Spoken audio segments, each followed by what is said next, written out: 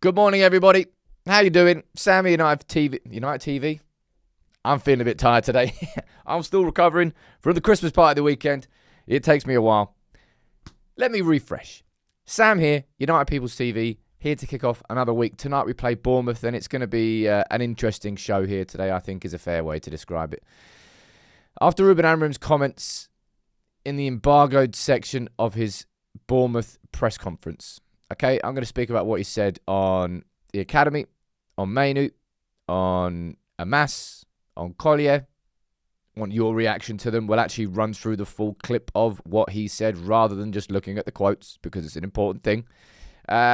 We'll also then run through the team news, speak about Ahmad and Mbuma and Mazraoui ahead of kickoff tonight. What do we know about them actually starting? We'll speak about Šeško, Cunha, and the game itself. All right, let me see who's here. Say hello. Who had a good weekend? What'd you get up to? All right. Carl, good morning to you. Good morning to you, Steph, as well. And Alex, Maddie, you're there as well. And JC and Gungshi. Ooh. There's a full mod army going on down there. Hopefully keeping it civil down there. Fred, good morning to you. We've got Smee. We've got John Johnston. We've got Eric. We've got Jonas. We've got Scott. And some non-members. We've got Siegs. We've got Poz. We've got Edward. And Nikhil, good morning to all of you. Right, you can see down there, by the way. Last couple of days for the PS5 raffle. £1 a ticket. 100% of proceeds are going to Great Ormond Street Hospital. We've raised over 700 quid so far. You know how awesome that is? I think we can raise £1,000. So come on, grab your ticket. Links in the description. £1. Someone's going to win a PS5 and we'll announce it on Friday. As I said, 100% of all the ticket proceeds are going to Great Ormond Street. And then I will buy a PS5 for someone. It's a Christmas present. It's nice. Siegs, you did nothing. Maddie, you got drunk. Very different weekends. I'll tell you what, can I just quickly say this to kick off today's show? Had the UPTV Christmas party up in Manchester. You can see there, we've got Luca, we've got Louis, we've got Reese, we've got Archie, Dan, me, obviously, Jake, Ronnie, Nick, Ollie. Plenty, there's 10 of us out there, and there were more that couldn't come. Steve couldn't come. George couldn't come, and some others too. But big up to all of you, and it felt pretty awesome, if I'm being completely honest, because it's like the way I could describe this. In the way of working nowadays, you don't always necessarily just all sit in an office together because of the internet, and the opportunities to work remotely now exist far more than they ever did before, and that's kind of what we all do. So we rarely get to meet up with each other, but we did. We had a class time, and it's just cool to bring it all together. Makes it a little bit more real, legitimizes it. I do not look like the youngest of the lot. Although I did win golf, by the way. I haven't mentioned this yet, right? I did win mini golf. Obviously, boss man's got to do it. Klein, good morning to you. Thank you for gifting 10 memberships, dude. You're a ledge. Now, can I tell you the structure of today's show? Let's run through what happened in the Prem this weekend, and lo and behold, the opportunity that United have got tonight. And then we'll run through the press conference and all the comments, all right? So these were the results at the weekend. Quite an easy win for Chelsea. Pretty straightforward win for Liverpool. Fulham beating Burnley. Arsenal with a stinky 2-1 win over Wolves. 2 own goals. Disgusting. Anyway, it feels like City are hitting, like under Pep. City have got this ability. Normally they get there about February, March time-ish, where they just kind of hit this robotic form. It really is quite annoying.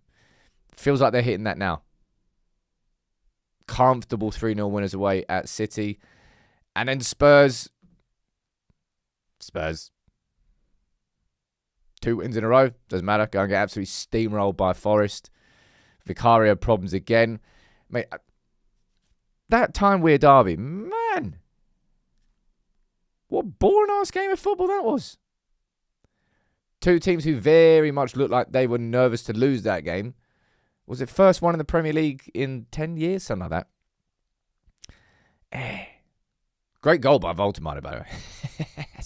Top-tier own goalage, that is. Anyway, Newcastle dropping points. West Ham, slap up West Ham, man. Slap up West Ham. David wasn't comfortable. They won 3-0. Looks pretty comfortable to me. Anyway, West Ham, 2-1 up. No worries. Morgan Rogers. Man.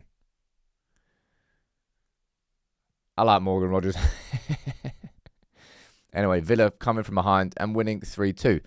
But some more drop points in and around Manchester United, giving us another opportunity here tonight. We play Bournemouth at Old Trafford. This is a Bournemouth team who, yeah, they're out of form, but a Bournemouth team who have, under Iraola, have beaten United the last 2 times that Bournemouth have come to Old Trafford. Was it 6-0 in aggregate between those 2 games? We win tonight, we go 5th. Now, is that the 4th game week in a row where I've said that? I can't remember. Thereabouts. Opportunity knocks. Can United do it tonight against Bournemouth? Well, we'll find out. But it's just... I think I've just come to realise that this is just going to happen every single game week now. Every game week there's going to be an opportunity in and around that. It kind of feels like you look at Arsenal, City and Villa. I don't know whether Villa are going to be... Look, of course, we play Villa next. And if they win that, that'll be their 10th win. 10th consecutive win in all competitions. So it's going to be an interesting game at Villa Park next week.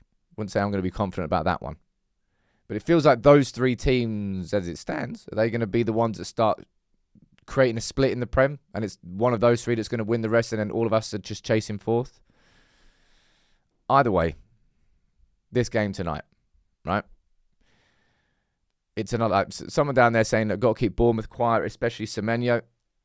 Again, Semenyo hasn't scored in 7 Premier League games, I don't think. Started off the season really hot, really fast, but I've gone quiet. Bournemouth, in these last few games, was it 1 win in the last 6? They've gone quiet. It's not to say that we should go in there with any sort of complacency, because that's not what I'm suggesting. But I'd much rather face this Bournemouth team than a Bournemouth team that, say, for example, like Villa, have won 9 consecutive games, and that's what they're coming to Old Trafford. Anyway, we'll speak about the game tonight. The most important thing ahead of the game tonight, question-wise, is will Ahmad and Bumo and Mazraoui play? Now, we still don't actually know the answer to this. And I would say that this feels like the truth. United will know by now whether Ahmad and Bumo and Mazraoui are playing. Now, we don't. The press don't. And more importantly, Bournemouth don't.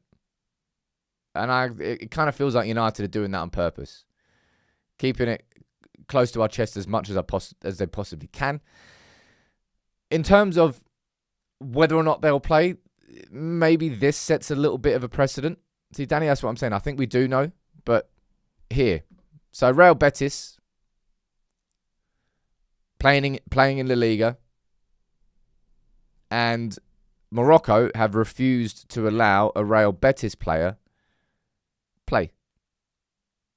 Does that mean that... So, Real Betis are playing tonight then? Let's have a quick look. Real Betis fixtures.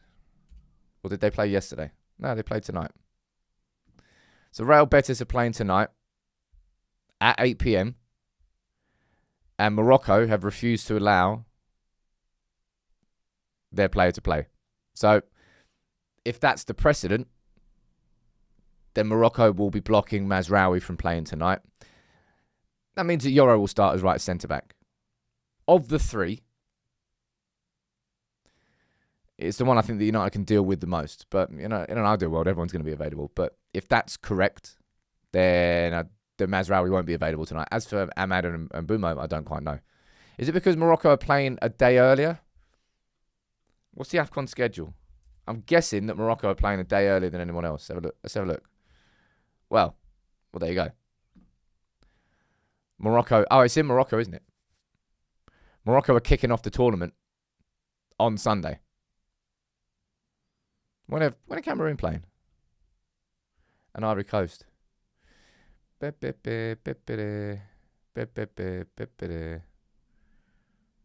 that Cameron's first game? 24th. Oh, that's fine then. So, Ahmad and Mbeumo actually play 3 days later than Mazraoui. Yeah, there's no way Mazraoui's not going to play tonight. As for the others, I don't quite know, but more chance. Someone down there saying blocking around Betis player and a United player is very different. Don't know whether it is, if I'm being completely honest. The national team is a national team. Doesn't matter whether you're playing for Manchester United or whether you're playing for, I don't know, Aldershot. Don't know where Aldershot came from. Same logic applies to them. Now, I think this is going to be an interesting conversation here. Oh, look, who's that? Is that JG? I saw that. JG Productions. Damn. What do you produce? Let me know. But you gifted 5 memberships. Thank you very much, dude. Good old community. Coming in strong. Is my reaction to the conversation that I think we're going to have now.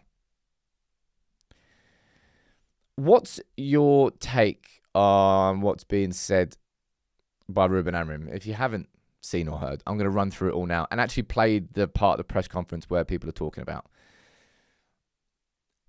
You know the first thing I want to mention from this press conference, which is 100% true, is this. Donkey gas random question. How many mince pies have you eaten so far? None, because mince pies are disgusting. What's the point in a mince pie? I don't care. I'm coming out I'll scrap for this. I don't care. Mince pies in the bin. No, thank you. Anyway, this is 100% correct, right? He was asked, obviously, quite a few times about ex-players and pundits, and was it different in sporting, and is it having any impact, and is it making your job more difficult, etc., etc., etc. This is so true. Like,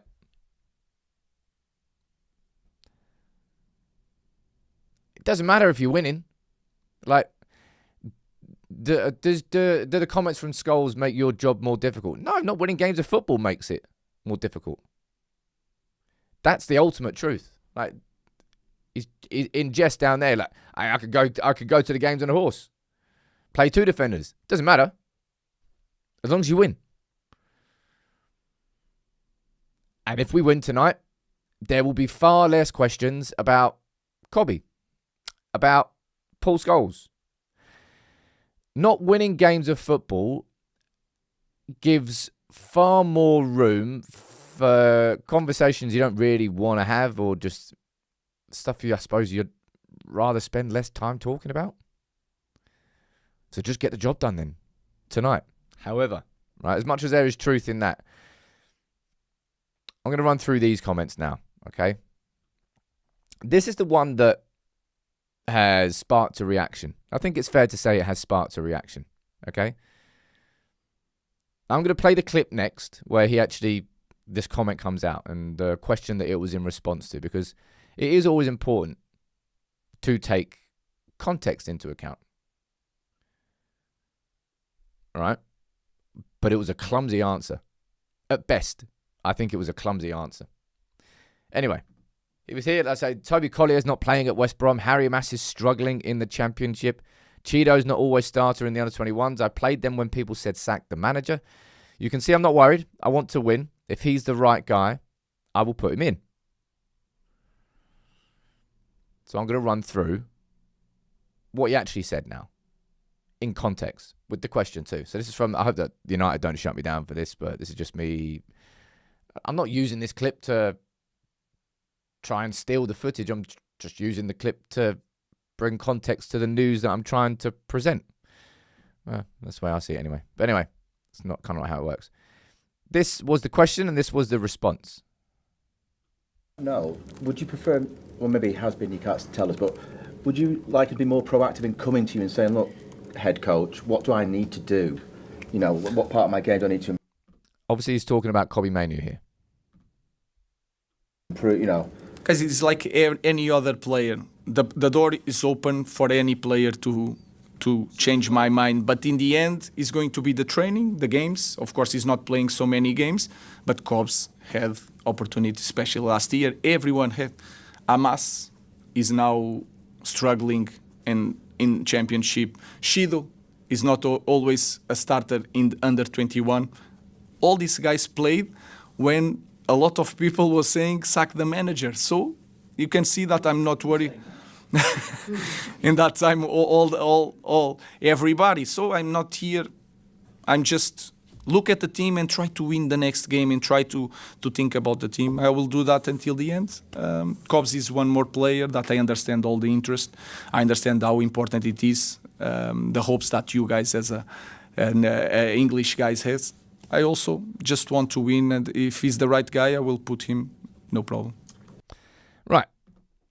So that's the question, and that's the response. As I said,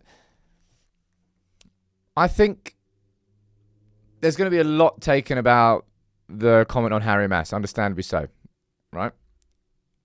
And at best, it was a clumsy comment from Ruben Amorim.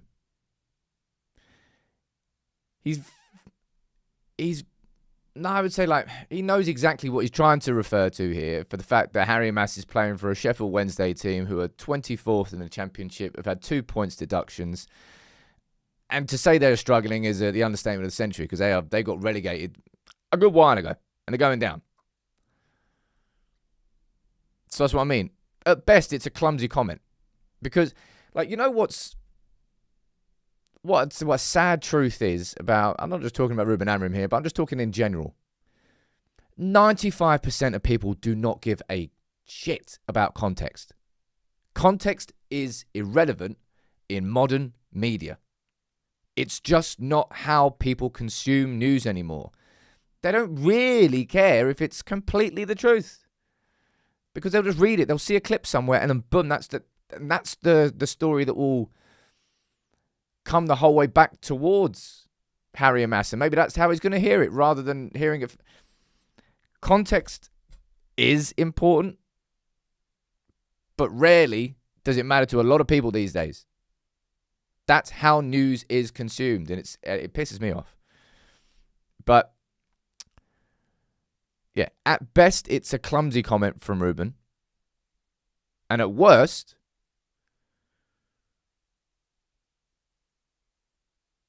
he's really it's just a really clumsy comment, man. It's like Alex, you're saying it's going to be taken out of context. I think it's just a mistranslation more than not taken out of context. I'm mentioning Toby Collier, saying that he's struggling. Toby Collier, presumably he's speaking about Toby Collier at West Brom prior to his injuries, because he's back at United now. I think he's got he's injured for 8 weeks or something. I'm going to go down here and read. What's your thoughts and reactions to it? Because this is the comment that will be taken out of it. And we'll speak about Cobby next. And we're speaking about Cobby every bloody week, man. Every single game. And I'm telling you, if Man United were like Villa, well, it's not going to bloody happen, is it? But if Man United were winning 9 games in a row, there wouldn't be a conversation about this every single week. But it's because we're not that they do exist, right? What we're saying down here, right? He's not entirely wrong. Someone says down there, main objective for the team is to win under any means necessary. I don't dispute that. They have administrative problems. What does Amass have to do? Someone says Jamlek. That's what I mean. It feels clumsy more than Ruben Amorim will very much know that Harry Amass just won November Player of the Month for Sheffield Wednesday, as voted for by fans. I'm guessing by the fans. So individually, he's not struggling. As a team, Sheffield Wednesday very much are. He's right. Our youth players aren't good enough, says Tank. And the last 20 years prove it. 20 years feels a bit strong. You know, one thing I think that Ruben Amorim is learning, or maybe needs to learn more of.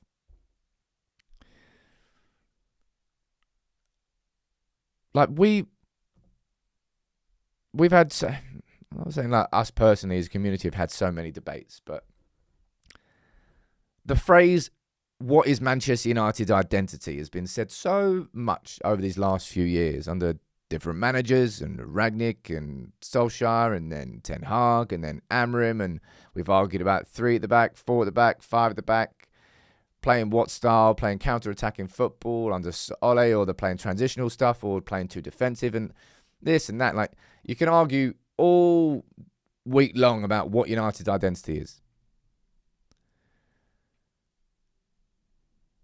I think what he is learning is really how central the academy is to United's identity, and what us United fans actually really genuinely care about. So I would say that we're more, as a fan base,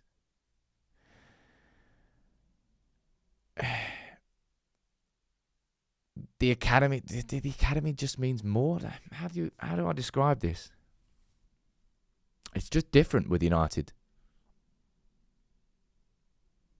And it is with the players who are coming through and the opportunities that are given and the risks that are taken. And again, that's one thing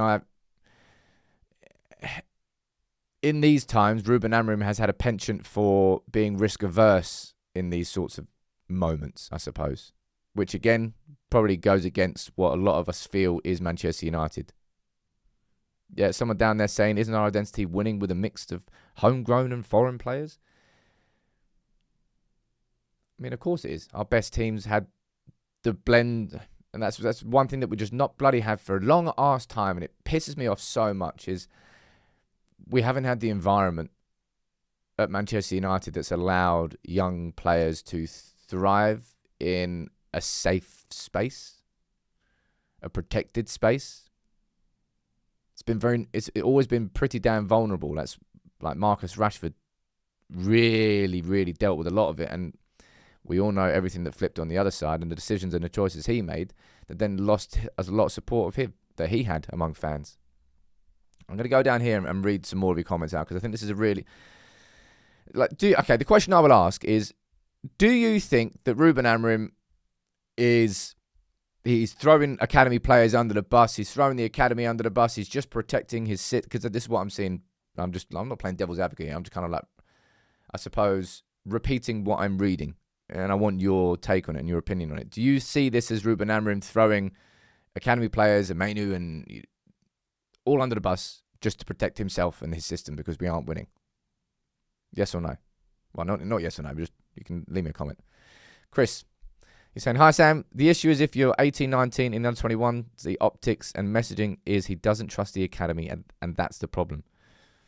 The optics are important, man. That's what I mean. Optics are important. Context is important, but it's about what travels. And if you're Amass or Collier or Cheeto or any other youth player, odds are you're going to see the headline and you're going to take that as the truth. Even if it isn't, you're not going to... Those lads aren't going to go, well, hold on here. Let's find out the context of this and let's go and watch the actual full interview. They won't do that. It will affect them. Now, of course, they can sit down and have a conversation with Amorim, but their mind might be slightly made up by it already. That's just the truth. Subtype is saying he may have misspoke about Amass. He routinely clarifies if he had misspoke. Jamie Jackson always stirs the pot. Mate, Jamie Jackson is just an absolute whopper of a bloke, mate. Well, absolutely no time for him whatsoever. I don't really care. Like, he's blocked me ages ago. Yeah. Chasing headlines. Right, let me see what you're saying down here in the chat. Johnny, you think he's 100% doing that? Someone down there saying he's just proving the press wrong. If he played the academies and lost, he would get slated. I mean, of course he would. You'll get slated as Manchester United manager unless you're winning most games. And if you're not, then all these sorts of things can exist. Actually, that's a wrong comment I've got up on there. Think he's honest and doesn't care about his feelings. Yes, he's throwing the academy under the bus. It's only United academy players get hyped before they even wear a senior shirt. The team is too unstable to put responsibility on the academy to solve it. I think he's raising the standards. We can't just play academy players for the sake of it. To drive up standards, he needs to be harsh. Being nice hasn't worked over the last 12 years. It's interesting to read all his comments out. Yes, he has, but to make his own job safe. I mean, I would completely disagree with that one, Adam. Like, that's massively counterproductive. Actively throwing academy and younger players under the bus as a Manchester United manager is going to make your job safe. Well, quite the opposite, really. Because as we can see from the reaction from United fans, it's going to make your job less safe among fans. Now, with Cobby, and he's actually said it in this press conference, right? There was this here. Carl Anker shared this, and this was his sort of reaction when he was asked about Cobby. He was asked about opportunities, and the truth is this: the problem is that we are playing with a two-man midfield. Maybe if you play with three midfielders, Cobby would have more minutes. That's it. This whole idea about trusting the academy and doing this and doing that. Amorim trusts his own system more than anything else, and that's number one priority for him, and that's where the clash really, truly is. If we were playing in a three-man midfield, Cobby would be starting pretty much most games. But we're not. And we won't. And he's not going to get in ahead of Bruno. Because Bruno, it's still like that. Bruno's numbers are ridiculous. Still. Even from deep. Even in games where he's not even playing that well. This is why Cobby's not playing. It's not really because he doesn't... I don't think so. I genuinely don't think it's because he doesn't feel that Cobby's a good player. Because Cobby is an incredibly talented player. You know, I know, that he could drop into multiple clubs in the Premier League.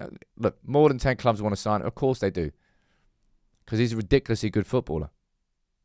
But this is the thing, Dylan, you're going down there, you're attacking the system, and this is what a lot of United fans are ultimately angry with. That Ruben Amorim is prioritising the system itself rather than maybe getting more out of the squad that you could if you played differently, if you use players in different positions. That's kind of ultimately why people are annoyed, I think. And it's just that Cobby is the example of it. The biggest victim of it, I suppose. Cobby is the biggest victim of this system, isn't he? This season? Is that a fair way to describe it? No, victim's the wrong word. Casualty would be a better one. Because if we were playing midfield 3, it'd be starting every week, man. Right, I'm going to go down here and read some more of your comments. I think just this. I'm going to do my lunchtime video on this today because I feel like I want to try and articulate my conversation, my opinion more. But this is kind of more about what you think, right? Subtype, you're saying what's happened to some fan channels. We won our last game. Our form is decent. He did not throw academy players under the bus. He played 19-year-old Heaven. You need to fight and adapt, and Cobby feels entitled. Do I think Cobby feels entitled? I wouldn't say Cobby feels entitled. I think the core of it is that, let's be completely honest here. Manchester United's midfield has consistently been a problem all season.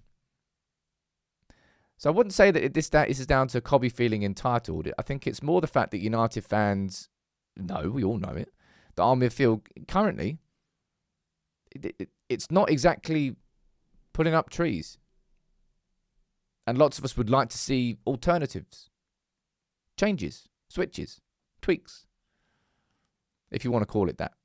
And I suppose that, I think if I was to say one thing that I've been frustrated about when it comes to Cobby, is that Amorim early this season was talking about how there's a competition and Cobby's got to fight for his spot, and absolutely spot on there.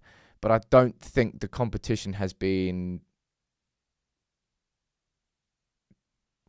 really that fair I'm being completely honest here, I'm not saying he's thrown under the bus, but for a competition to exist, starts have to be given to other players, more opportunity. But Cobby's minutes are reduced to very short appearances off the bench sometimes nothing at all. I don't think he's really had a fair crack at it by comparison.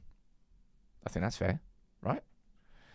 Someone down there saying, didn't Jim say the academy was not up to standard? Why are we discounting that standards may have fallen and all hierarchy is aligned to it? If I'm being completely honest, when it comes to standards, I think Ratcliffe was more referring to the facilities. Because remember that they already announced it, that the academy facilities are going to be upgraded as well over the next couple of years. I think so. If I was to say what the academy needs to improve on, I would, okay, look, if the facilities can be upgraded to be the new level that the first team has got, and then great. Number two, you know what I think it is? It's that bloody big drop off, and this isn't actually Manchester United's academy as an issue. It's just academies as issues. The gap between under 21s and first team football is just nuts. It's why those loan spells are so important.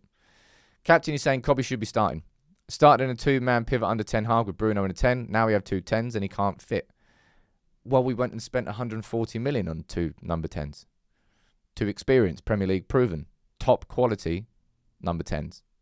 Hence why he can't fit, because we signed those 2 number 10s and Man United made the choice, right? Man United made the choice in the summer. The strategy was, we had this conversation in the last season. The strategy was either you back Bruno to play as one of the number 10s and then you go big on the midfield behind him, or because Bruno played a little bit deeper towards the end of last season, we were like, oh, okay, maybe. All right. Or maybe you play Bruno deeper and you sign 2 number 10s. That's what United did. United went bigger on number 10s and they kept Bruno deeper. And that in itself was a decision which was always going to limit Cobby's opportunities. Compound that with losing against Spurs, and they all but dried up. Right, we go down here. Mo is saying the big question is will Cobby change our midfield situation even if he played every minute? Now, I actually think that's a pretty damn fair question. And I'm not saying this in a sort of inflammatory way. I promise you I'm not. But I think if Cobby was to play, for example, right? Let's think about this. Let's say Cobby was to start against Bournemouth, Villa and Newcastle, hypothetically, right? Hypothetically. If he played in midfield in place of Bruno, which on paper is kind of where we all see his position, he's going to have some serious bloody attacking output to do what Bruno does. Bear in mind, Bruno's got 8 goals or assists in his last 8 appearances, right? So the output there would have to be a lot. Like Dylan, you're talking about controlling the game of football. Now, this Manchester United team, the way that we are set up, we just don't do that. We just do not do that. We do not play centrally like that. We just don't. So even if Cobby was to try and do that, we'd still bypass it a lot. So then you're thinking, right, well, what could actually change? Something that could change it would be Bruno playing alongside Cobby, because then is really quite different. Would that make Manchester United a better midfield? I don't know, because it feels like I'm not going to see it. But if he just stepped in for Bruno, I'm not sure much would really change in terms of the midfield balance and setup. It would just be, can Cobby match what Bruno is doing? And I just don't think that you'll see Cobby alongside.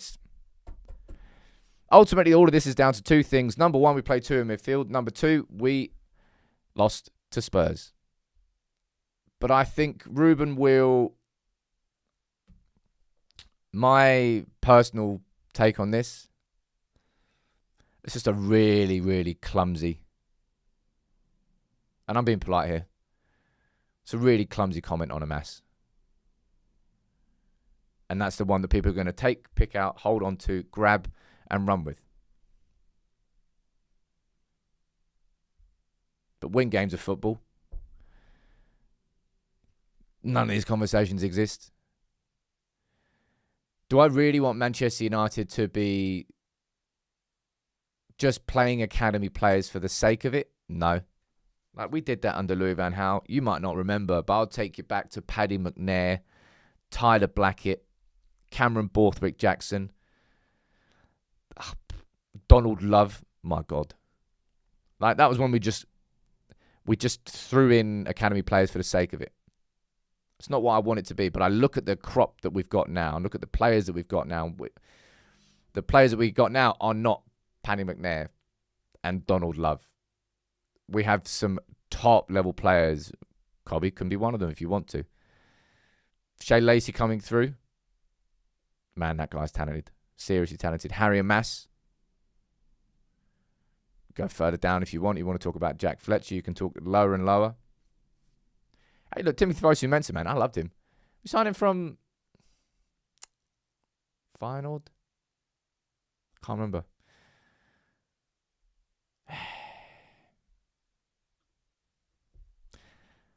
Yeah, honest take is, I think there's a little bit of translation issue there, but it's an ugly comment. And at a time where the fan base still is very much, I'm not saying the fan base is in a civil war, but we're on edge. And this sort of thing sparks it. Christian Peterson, just move on already. Move on from the conversation that absolutely everybody's talking about. No, mate, I'll move on when I've finished the conversation on my show with all of you in the comments. Is that all right? Thanks very much, mate. Appreciate your time. Should we move on? I was just about to finish anyway. Look, if United win tonight, there won't be one comment in that post-match press conference about Kobbie Mainoo. If we lose tonight, there probably will be. Win the games. Makes everything easier. Now, in terms of anything else tonight, let's have a little conversation about... By the way, damn it, I forgot about it. Well, I haven't forgotten about it. I just remembered it. Of course, we're having a quiz. Just like we have been having a quiz every single day during this December. Here is the link for today's quiz. Right? And I'll pin that to the chat at the top. Oh, God. Too many comments coming in. Replace pin message. Right. So that's it there. This is the quiz. I'll play it a little bit later. You're going to win a prize if you win the quiz. 5 questions, fastest finger first. We've been doing it throughout the whole December. It's a bit of fun. And right now, we all need a little bit of fun, don't we? Right? So, in terms of the game there tonight, we don't know whether Šeško is going to be involved. But given how United have handled any sort of injuries so far this season, we've erred on the side of caution. I would imagine we do the same thing with Šeško tonight. You might see him on the bench. And maybe, if United are chasing a game and it's 6-7 minutes to go, you might get Šeško coming on. But in an ideal world, he doesn't get used tonight at all. I'll be honest, like him coming back for his first game back, being Villa away, that would be a bit sticky considering they've won 9 in a row. But I don't really think we'll see him tonight. You might see him on the bench. Like it, just like I'm going to do this pretty much most game weeks, right? Well, not the next few game weeks because obviously Brian Mbeumo's not going to be involved in it. But I'm going to speak about looking towards Cunha. I'm going to be speaking about looking towards Mbeumo and looking towards those two to be the difference makers. Now, actually, it was neither of those really that were the difference makers in the last game because it was Bruno. It was Bruno and Mount. It's these players that I'm willing to put the pressure on, I suppose. I think the expectation around these players, it's fair to have that expectation. Dad's saying if he's fit, he's got to play. No, he doesn't. No, he really, really doesn't. Šeško does not have to play tonight. We scored 4 goals in our last game. Yeah, it was a bang average Wolves team, but I'm telling you, this team here tonight, Man United, going up against Bournemouth, There will be space for us to play. Bournemouth will not be a West Ham. Will not be an Everton down to 10 men. They will not just sit deep and try and soak it up. It's just not how Bournemouth play. It's why they've been such a good team under Iraola, and it's why they're probably a better team for United to play. There will be space for Mbeumo to run in behind. There will be space for Cunha to run in between the lines. And there will be space for Bruno to pick that apart. And given that we scored 4 last week again, look, I know. No, stop coming back at me. Maybe no one has. I'm preempting it. But United did good in that second half against Wolves. And there will be space here tonight. Now, what's your predictions? Right, fire it in the comments. Johnny going for a 4-2 win. Mamu saying a 3-0 win. A clean sheet. As if I can ever bet on United to get a clean sheet. I don't know when we're going to get one of those this season. Right. Revy saying, do you think Cunha will perform better if Mbeumo isn't in the team? No. Definitely not. Will Cunha see it as an opportunity to take a more central role in the spotlight? I don't particularly think he needs any more spotlight. I think he's been feeling that spotlight a lot. He's been feeling the fact that he hasn't scored or got an assist, and he wants to. He's trying way too hard against Wolves, man. When you try too hard, the simple things become difficult. 3-1 win. Someone says down there. 2-0. 3-1 says Carl. 2-all says Benonkers. 2-0 win. 2-1 says Maddie. I can't remember what my prediction was now. What was my prediction? I think I might have gone for a 2-1. I think I did. Anyway, realistically, who's going to be the man that makes a difference here tonight? Well, if we're looking at how these last bloody 8 games have gone, you're going to be looking at this man, aren't you? Oh, by the way, just a little dragging it back to the academy conversation. Like, Aidan Heaven has started the last couple of games as a central centre-back. I think he showed a real good amount of belief in Aidan between the West Ham game and the Wolves game. Taking him off at half-time, he was overzealous, got the yellow card. He was struggling. Took him off at half-time there. And that being hooked at half-time as an academy player, just as a footballer, is one of the... It's something that impacts you. But he started him for the Wolves game, and Aidan Heaven responded really, really well. And it's a good performance. I think he starts there tonight, and I think he deserves to start tonight because we know that De Ligt and Maguire are still out. But yeah, if there's going to be a man who's going to be the difference maker tonight, it's going to be Bruno Fernandes. Now, I want it to be Cunha. I want it so bad. Realistically, it's probably going to be Bruno. And look, on form, Mason Mount as well. I think Yoro starts, by the way. Right-sided centre-back. Judging by the fact that Morocco stopped a player playing for Real Betis, I think they'll do the same thing tonight. I didn't realise that Morocco were playing 3 days earlier at AFCON than Ivory Coast and Cameroon. So I think it makes sense. But I'm fine with that because we've got Lenny Yoro playing at right centre-back. He's had an up-and-down season, but whoever plays at right-sided centre-back is going to have a game and a half because it's going to be Semenyo. So if it is Yoro and Ahmad, they're going to have a solid game. A back three there, maybe, yeah. Yoro, Heaven and Shaw. Didn't Ruben say that Heaven and Mazraoui asked to be taken off due to discomfort? I think he said that about Mazraoui. He did.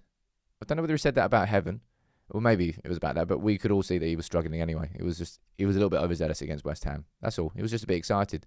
Wanted to make an impact. Sort of like, just lay one down. I'm here. Just went a bit too far. And yet, maybe we see a Lacey debut tonight.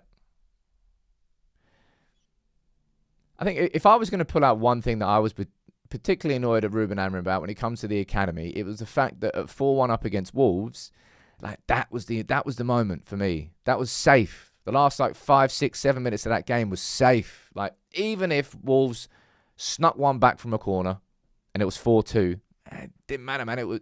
That game was good. That was safe. That was when we should bring him on. Give him his Premier League debut. Or maybe he wanted it to happen at Old Trafford. I don't quite know. But that was one thing I was annoyed about, if I'm being honest. I thought that was the right time. Right. Shall we? I think we shall. Let's get the quiz on. Right? Let's have a little bit of fun. I'll be here tonight. So, content for today. Lunchtime video is going to be about the academy comments. I'll probably do some digging, find some numbers, and just have a little bit of a conversation more from my own perspective. Right.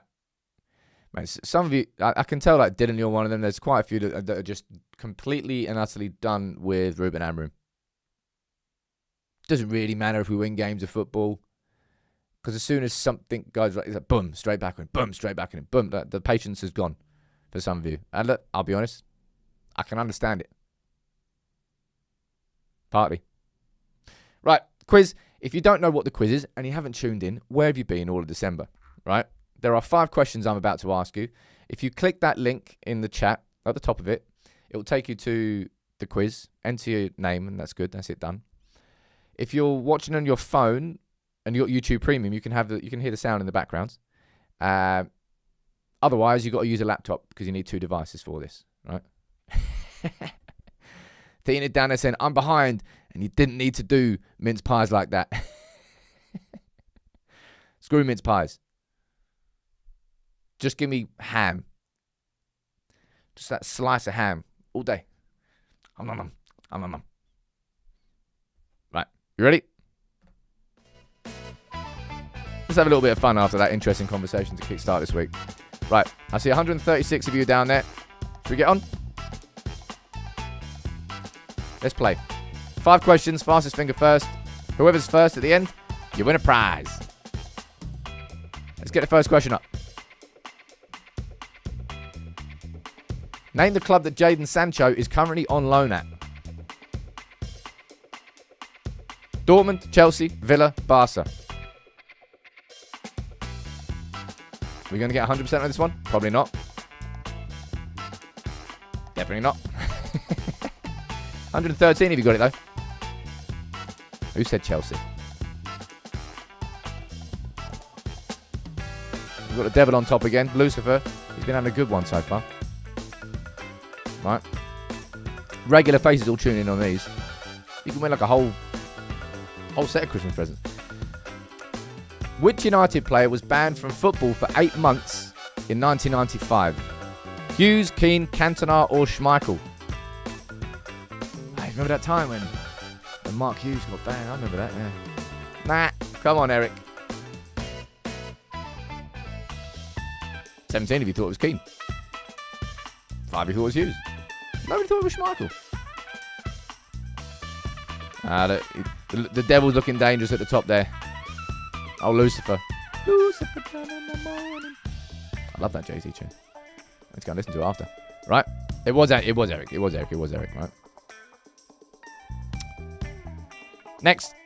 Name the Manchester United fan among these Formula 1 world champions. Right? You've got Hamilton, Norris, or Alonso. Which one of those is a United fan?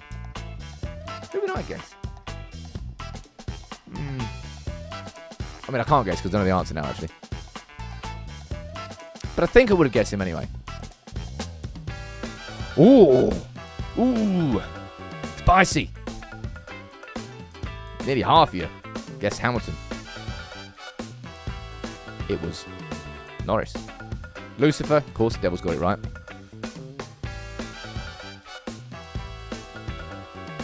Three out of 3. Brian, you're there second. A little fastest. Filippo, you're third. Right. 2 questions left. Ready for question 4? When United last beat Bournemouth at Old Trafford in the Premier League, this man was United's manager. Solskjaer, Ten Hag, Rangnick, or Mourinho?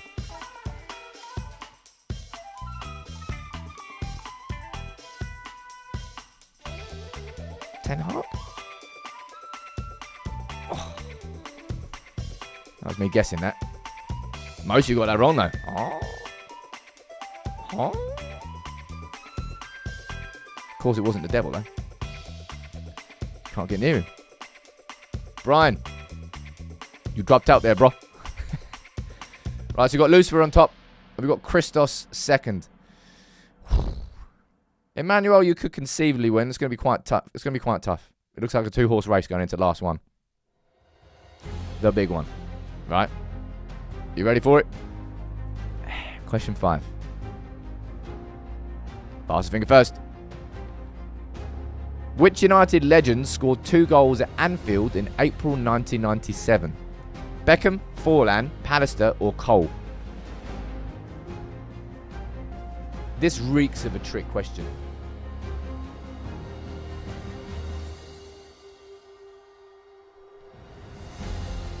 Sackable offence from Alex. Quizmaster there. Gary Pallister. I didn't bloody know that Gary Pallister scored 2 at Anfield. My knowledge wasn't good enough there. Right. Who's top then? Who wins? Oh, Norman! Oh, we had a whole switch up. What's going on? Have we got a winner? Oh! Jadon Sancho's come in at the last knock-ins. Unbelievable, Jeff. Unbelievable. We've got another bottler. The devil's gone. The devil be cast away. Josh, you bottled it down there. No one likes to see it. No one likes to see Jadon win anything. Well, Jadon Sancho. But Jadon, congrats. You won. Ibuki finished 24th. Top 10 for David. 5th for John. That was tough. Jadon, congrats. Reach out to Alex or Maddie on Discord. You win yourself a prize. Right? That was fun. I wouldn't really say the conversation there for that whole show was particularly fun. Just win tonight, right? Football is so bloody simple when you just win games of football. All the skull stuff, all the conversations around Cobby and everything else, everything around the game, you fuel them by not winning. Win tonight, go 5th.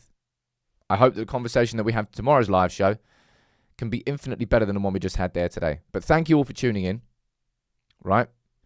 I know we don't always agree, but I like to think that I do bring in your opinion. I might shut them down, but I don't just blanket ignore them, all right? Thank you all for tuning in. Please do drop a like on the video. Make sure you subscribe if you're new.